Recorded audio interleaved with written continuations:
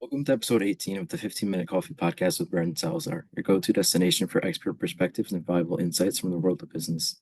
Today I'm here with Audrey Chen, a 16-time hackathon winner and student at Michigan State University. And before we get into the questions, I'd like to thank Audrey for being a guest on the podcast. Yeah, hi, great to meet everyone. Looking forward to talking. All right, let's start with, can you talk about a pivotal moment or decision in your career that significantly impacted your trajectory? So I started freshman year as a finance major actually. And as a finance major, I saw this one poster for like a hackathon at my university.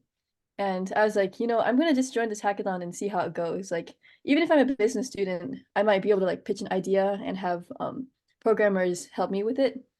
But I ended up programming the entire time, the whole hackathon, and I ended up really loving it. So then I just went to the next hackathon and then the next. I mean, the changing of majors is a common theme in college. I was one of those people who thought I would never change my major. Mhm. I applied to some colleges in environmental science. I quickly changed to computer science, changed back to information systems, and I think a few times I've changed very back and forth. But Mhm. the changes every time it just makes me have new realizations. So it's great that you understand that the realizations were made, that you maybe have potential in that field, and that Yeah. goes into how have hackathons had an impact on your life, and what was the best experience attending? Um, I'd say they've been a very good outlet for exploration. They've allowed me to build my passion in a setting that's not academics. Academics in the past have been like not exactly aligned with my interests, but giving me a space to build projects from the ground up has made me a lot more enthusiastic about my major and a lot more enthusiastic about the field. Yeah, that's a great point. Like figuring out things that are not just academic based and exploring with projects. I think that's a great opportunity you could make with those. Mhm. So, what would be the best piece of advice when it comes to networking with tech recruiters? Best piece of advice is try not network like you're trying to land an opportunity from them immediately. Try and find interests that align, like either projects they've built or projects they're interested in, and try and connect that way first. I mean, that's a great point. You want to actually have authentic connections and genuine conversations before you go into, can I get that internship? Can I get that job? Because I feel like that's just an instant like red flag. As Mhm. long as long as like as long as you create genuine connections and it's just genuine. I feel like it should all go smoothly. It's not like they're gonna not talk to you, reach out to you if you show that you're a potential good candidate. I definitely Mhm. don't recommend going in just looking like a dog hungry for a bone, trying to get Yeah. like an internship because they could smell that from a mile away. And Mhm. it's not a great way to introduce yourself. You don't want to introduce yourself as, hi, I'm blah blah blah blah. I want that internship. You want to introduce yourself Definitely. for who you are, explain some things, just talk with them. But Mhm. that was a great point. So, talk to me about Compute Anarchy Labs. So Anarchy Labs is this YC startup that's focused on optimizing LLMs and how you use them. And I just participated in their winter hackathon, used their main technology, which is the LLM VM, created a project on it, and then won 10K compute. I mean, that's amazing. So, what would be the best thing you learned from that, or what have you like gained from that experience? That experience was like the first time I've done a hackathon for a startup, which meant that the technologies had less documentation that I would find online, and it would take more of like an intention to actually use their technology. So I had to connect with a lot of their team, um, do more interactions on learning that technology. But it helped me a lot further along the way for more hackathons and learning sponsor technologies, other like technologies that were not in my field, that kind of thing. All right. So, and you mentioned how you were in finance when you first went to college. Yes. So, how did you get started in the field of computer engineering, and what made you take off? Because you have a uh pretty great background for someone who just changed into it or recently changed into computer engineering.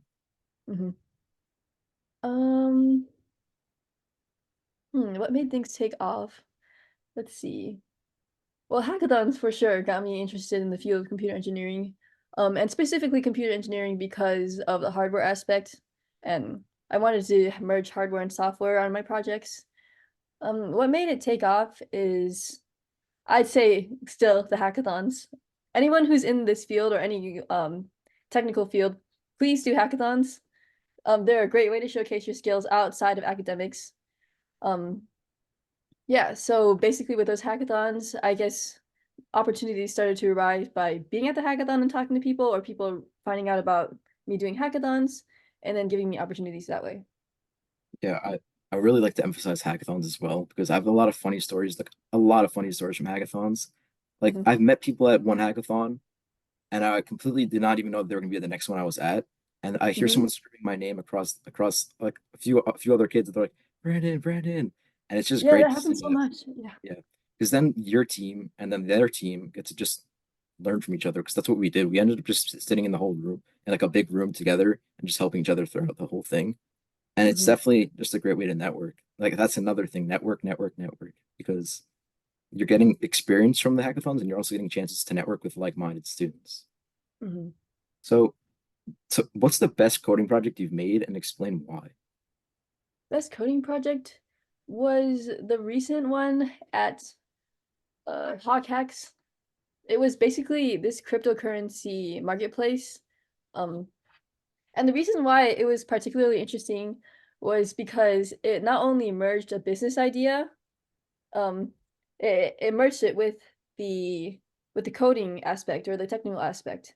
So we basically had a circular marketplace where crypto esports fans could engage with Twitch streams or bet on their favorite esports games, and then gain NFT coins that way. I mean, gain crypto coins and then use that to buy NFTs, and then it would circulate. Okay, so then let's switch over to what is your favorite coding language? Favorite coding language? Probably JavaScript.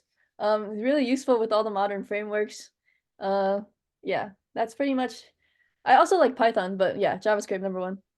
Yeah, so what was the first one you've learned, the first language you've learned? Python. Nice. So that actually wraps up with all of our questions. Thank you for sharing your valuable insights and expertise with us. This is actually a perfect time for you to shout out any of your social that you wanna share to the audience. Yes, of course. I just started content creating at gia.seed. Um, I make a bunch of reels about hackathons. Screen. Okay. Yeah, a bunch of reels about hackathons, insights on tech, and a bunch of memes. So if anyone wants to follow and get some tips or have a laugh, go ahead and follow. All right. And that wraps up episode 18 of the 15-minute coffee podcast. Brandon Salazar, we hope you've enjoyed gaining insights from our guests and exploring the world of business. Thus, don't forget to check out the podcast on our social media, the 15-minute coffee podcast on YouTube and Instagram for upcoming episodes. Until next time, stay curious and keep learning.